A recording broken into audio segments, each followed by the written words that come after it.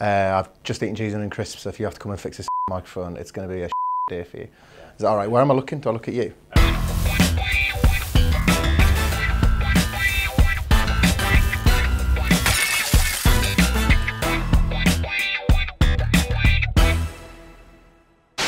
Despite how many hookers he's killed, despite how much blow he does on the weekends, and despite how horrible some of his comments have been about some of the audience members, I'd have to say I'm never going to give up on Simon Miller. I feel like he is a fantastic wrestler, and I feel like he doesn't get a fair shot because, oh, he's just an internet guy. He's not. He could actually turn you into a pancake, so you know what? Fair play to him. Boldies, we stick together, don't we, Andy? Shut up. I don't even need to get into it like a wrestler that I wouldn't give up on, because I imagine most people have already figured out, and it's a guy that's gone away from WWE recently. Apparently he's just chilling out at home, maybe playing some Nintendo. It's my man Rusev, and as I stare off in this direction, thinking about how much I do miss him, I wonder why we didn't do more with Rusev. Let's never forget he came out of WrestleMania in a tank, and I guess that kind of ties into it. I don't think that Rusev has ever not made the most of his opportunities. At any time, even when he got put in that awful storyline with Dolph Ziggler, Lana and Summer Rae, what was he doing? Throwing fish at people, calling people a fish. It was so crazy, so bizarre. But he's always entertaining, he's always funny. If you follow him on social media, he seems to have he doesn't take himself too seriously, right? He has still a real understanding of what being entertaining should be. And I also thought he was really unique. I know the whole foreign menace is it is way too stereotyped and overdone and pretty much awful in wrestling nowadays. But he was making it work. And he always made it work. And I'll just never be able to figure out why he isn't a bigger deal than he is. But I'll never give up on him, no matter what. I will celebrate Rusev Day every day, as we're meant to. I will always hope that he gets brought back. I'll always hope we have another WrestleMania moment where he comes out on another form of vehicle that belongs to the army. And hopefully one day you see this, Rusev. And hopefully you know that I love you, I respect you. I think you're one of the best things to happen into WWE in years. And that's why I will never give up on you. You deserve more. He deserved more. And if nobody else is going to give it to him, I'll give it to him. And he has really good matches as well. Really good matches. He's had good feuds. Problem is, it never went anywhere. Then he got put in a tag team with Shinsuke Nakamura, and that was shot in the head too. That's the problem. Too many bullets. I love you, Rusev. I think this is a fairly obvious one, but the rest that I will never give up on is, of course, Titus O'Neil. And I'm saying it seriously this time because I want people to take this seriously. I love him. I get it, he might not be technically the best wrestler ever, but he's just the guy, isn't he? Sorry for swearing, but number 82 on the PWI 500 for 2013. Where did he come after that? Let's not get into it. Former tag team champion, and of course, the inaugural, AKA the King of Banter, 24/7 champion. Look, he is clearly just a lovely bloke who maybe doesn't always get the rub of the green because, I don't know, he tells Vince to not walk in front of women sometimes. But anyway, I love him. I think he's just class. He strikes me as someone who just has never got a bad word to say about anyone by the reports. He's a bit of a locker room leader in the back. As I mentioned, former tag team champion.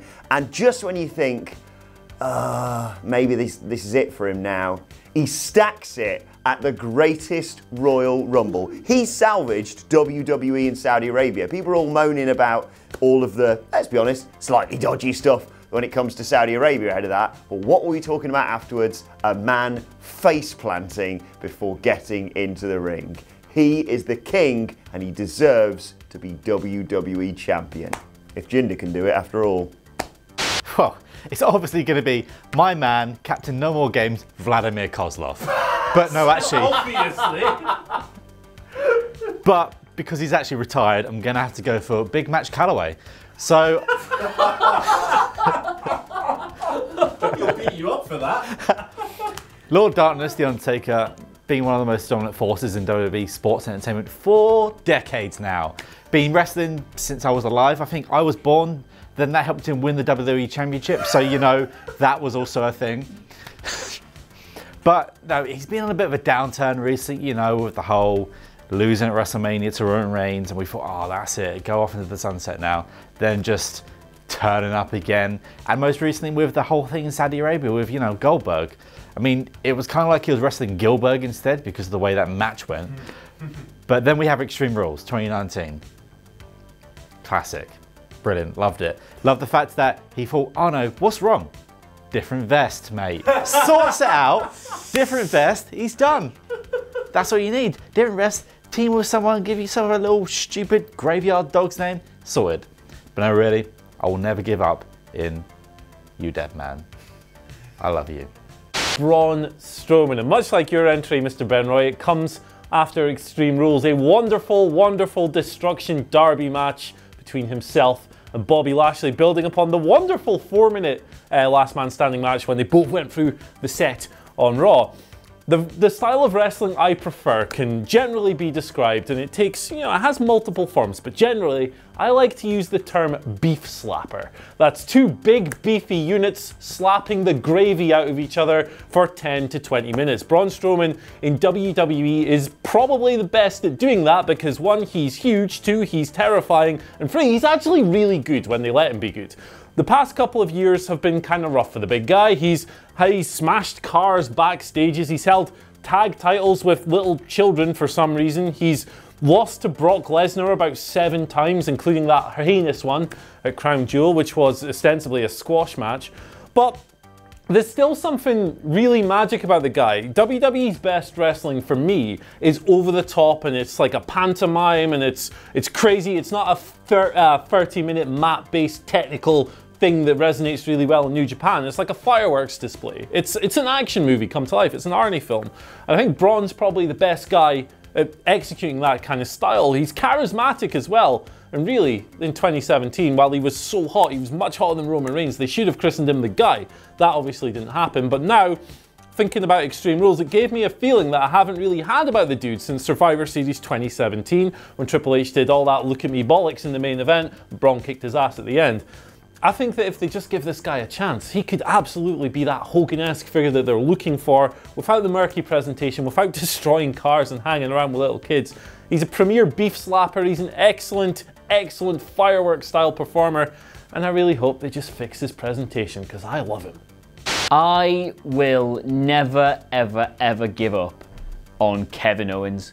And it feels weird to say that, because normally when, like we just heard from Sidgwick, when you're on the cusp of giving up on a wrestler, it's because they've done something wrong, or they're not reaching the levels that you think they're capable of, or they're underwhelming you, or they're being a bit lame or whatever. But I cannot look at Kevin Owens' last few years in WWE and put any of the blame, personally just me, I can't put any of the blame for what a mess this has been at anybody's door other than like creative and the people who are booking everything, because every time he's given anything, he puts like his heart and his soul into all of it. And he's one of the most naturally affable guys. He's one of the most naturally charismatic guys. He's a great wrestler for a dude with that kind of shape. And just the fact that like Vince McMahon looks at him and goes, "Put a t-shirt on, Tubby," means he never ever gets like a fair crack at the whip. Like he was injured for God knows how long, and he just started doing his own patter on social media. And then creative were like, "Yeah, we'll take that. Yeah, this is really good stuff, we'll do that. Can you just do this, but like the way we tell you to do it?" And overnight it became like predictable, lame, boring, cliched. "Oh, I've dropped my phone." It was just absolutely horrendous. And I will never give up on him, because as soon as he comes back, as soon as he gets anything to do, he absolutely knocks it out of the park. Like some of his matches are class, all his promos are class, like this face turn he's doing where he's just like shooting on people every now and then. People are really engaging with that because he loves being a wrestler more than I think most people on the roster ever maybe love being a wrestler. And I just want them to give him a proper go at something, like even if it's in the mid-card, just let him run with it. Give him that freedom they gave Bray Wyatt to sort of do his own character and do all these Firefly Funhouse stuff. Just give him that. He will not let anybody down. And I'll never, ever, ever, ever, ever, ever have that little sparkle dull that I think Kevin Owens could be fantastic. Maybe he should just leave. Maybe that'd be fine. Who knows? Kevin Owens. I will never give up on Bayley, because as I am saying these words, she's a SmackDown Women's Champion, and I still think WWE could give up on Bayley. So if I don't, then they can't either. Look, I've been a father for 6 years, and the first time I ever felt paternal pride was when Bayley won the NXT title in 2015.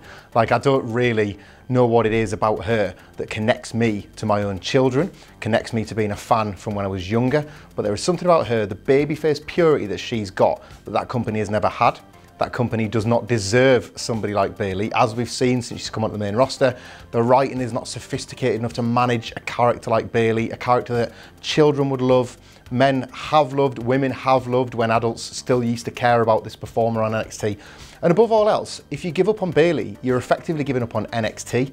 NXT is this wonderful product that Triple H has moulded into being a super indie, a developmental brand, and all things to all fans show.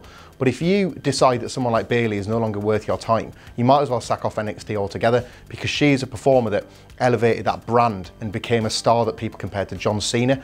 And yet, as soon as she got promoted to the main roster, Vince McMahon didn't understand her. The main roster fans weren't given time to understand her, and it's taken, what, 2-3 years to get to the point where she's approaching even half of the performer she was in NXT. If you have no faith in a character like Bayley, you have no faith in the process. And if you've got no faith in the process, why do you invest so deeply in every single takeover? You invest because you care. You care about the future of the company. You care about seeing guys that are going to get promoted and elevated and stick around for a time 10 years from now. And Bayley is that character still. She's been gone from NXT 4 years, and I would have her back there tomorrow, because the two things to me are ingrained. When someone like Bayley is fixed, the NXT to main roster model is fixed. I will give up like that on any WWE wrestler, because I've been conditioned to do this over the course of about 10 agonizing years, right? It's been awful. It's a bit like reading a book you know damn well the up at the printers. There's a third of it and you know the last 2/3 of it are blank. You know damn well, because you've been buying the same books from the same bookshop for 10 years and they're all worthless. Oh, this is pretty good, pretty interesting, bit boring. All right, the rest of the pages are missing. Why am I watching this? But I tell you what, the woman is so talented, and I love her so much. I will never give up on Asuka, because in this age of like wrestlers kind of betraying what it means to be a pro wrestler, the art of the work, she's able to convey danger without ever dropping an opponent on her head. She does this thing, it's such a great little bit of body language where she goes like that, she wiggles her fingers in delight at the prospect of hurting someone, and that to me is so much more powerful than dropping someone on the head.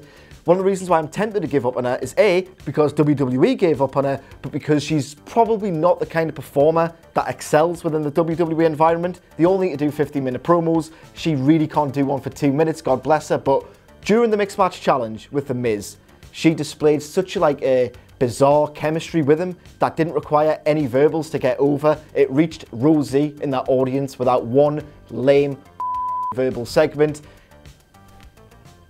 Yes. You know what I mean? That's absolutely iconic. And she did that in a second. Didn't need 15 minutes. She made a connection in a second. She's absolutely outstanding, and I will support her until she decides to retire. I love Asuka. I will never give up on Vince McMahon, and I know what you're saying. Oh, but he's past it, he's losing his mind. I don't care. If you look back on every one of your favourite WWE moments in history, he's gonna have his grubby little fingers all over it at some point. He's created way too much good in the world of wrestling for his legacy to ever be forgotten. And like even now, he still manages to pull it out of the bag every now and then, and he's like 70 odd years old, however old he is. It doesn't matter how many terrible storylines they end up putting on TV, how many times he forces himself or his son onto TV, you can never take away the amount of good that he's given to wrestling. Achtung, Achtung, es ist das Wunderkind, Alex Wright. No, he's brilliant, man. He holds a pinfall victory over Triple H. He won the WWE Undisputed Championship. That was in SmackDown versus Raw. And I also played through Skyrim as him. Hi guys, I'm Adam Wilborn from What Culture, and if you're a fan of what you've just seen, then make sure you subscribe to What Culture Wrestling on either iTunes, Spotify, or wherever you get your podcasts for daily wrestling podcasts, where we not only review Monday Night Raw and SmackDown Live, we also discuss the events before and after of pay-per-views. We have roundtable discussions discussing burning wrestling issues, interviews, and a roundup of the week, complete with a bloody good quiz, of course, on wrestle culture. Thanks for watching. I've been Adam from What Culture, and I'll see you soon.